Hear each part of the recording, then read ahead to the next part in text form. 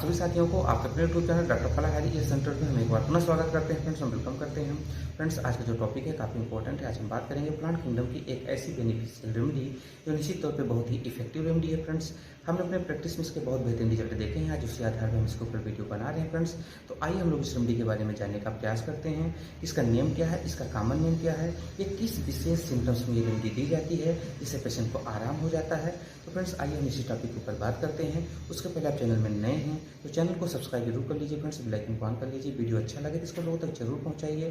Facebook के माध्यम से, व्हाट्सएप के माध्यम से, ट्विटर के माध्यम से, इंस्टाग्राम के माध्यम से या केवल भी जो साधन है उसके माध्यम से आप पहुंचा सकते हैं, जरूर पहुंचाइए। आप इस वीडियो को डाउनलोड करके आप अपने चैनल में भी डाल सकते हैं, कोई दिक्कत नहीं है। जिससे लोगों में फ्रेंड्स इस प्लांट में रेमेडीज के प्रति अवेयरनेस है, जागरूकता है। और निश्चित तौर पर अगर कभी भी किसी को किसी प्रकार की समस्या थी है या कि आगे अगर किसी को होती है तो ये रेमेडीज बहुत ही कारगर होती हैं।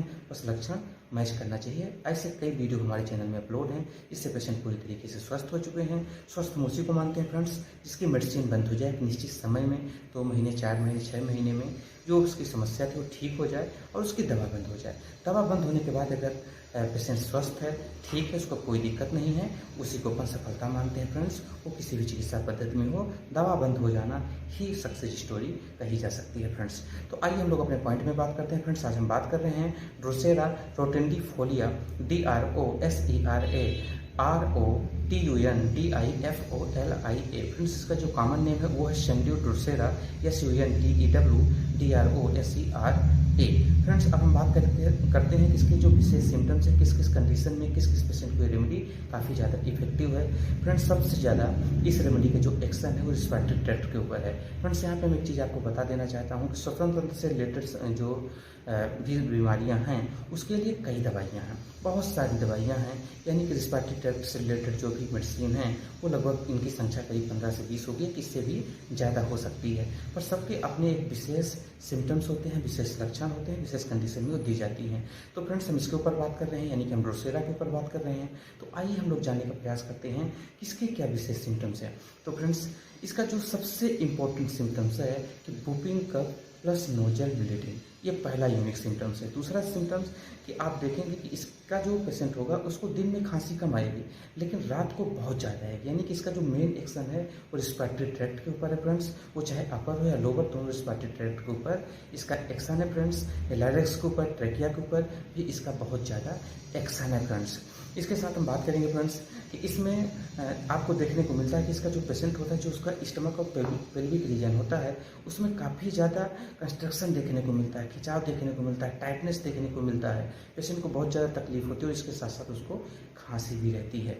खांसी आएगी, उसके साथ साथ कई बार ब्लड भी बहुत ज़्यादा आना शुरू हो जाता है, नाक से खून भी बहना शुरू हो जाता है। तो फ्रेंड्स, जैसा कि आपको पता है नोजल ब्लीडिंग के लिए भी बहुत सारी अलग अलग रेमेडीज हैं, पर इसका सिम्टम्स यही है कि whooping cough plus nasal bleeding.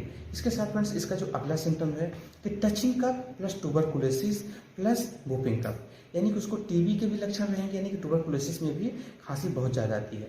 पर इसका जो यूनिक सिम्टम्स है कि अगर पेशेंट को आप टच करते हैं, परवर्ट करता है रात के समय में तो उसकी खांसी बढ़ जाती है। इस तरीके से इसके यूनिक सिम्टम्स देखने को मिलते हैं। Joint pain plus whooping cough, एक और इसका सिम्टम्स नोट कर लीजिए फ्रेंड्स। यानी कि जो पॉइंट की हम बात ये करना चाहते हैं कि पेशेंट को कुछ भी तकलीफ हो, वूपिंग कफ के बाद और भी अगर सिम्टम्स शरीर में देखने को मिल रहे हैं या जनरेट हो रहे हैं, ऐसे कंडीशन में यह रेमेडी बहुत ही इफेक्टिव है। कई बार आप देखे होंगे कुछ लोगों को खांसी आते आते उनके जॉइंट में दर्द होना शुरू हो जाता है, बहुत ज़्यादा तकलीफ रहती है, नोजल ब्लीडिंग भी रहती है। ऐसे पेशेंट को ड्रोसेरा जरूर दीजिए, बहुत ही इफेक्टिव रेमेडी है फ्रेंड्स।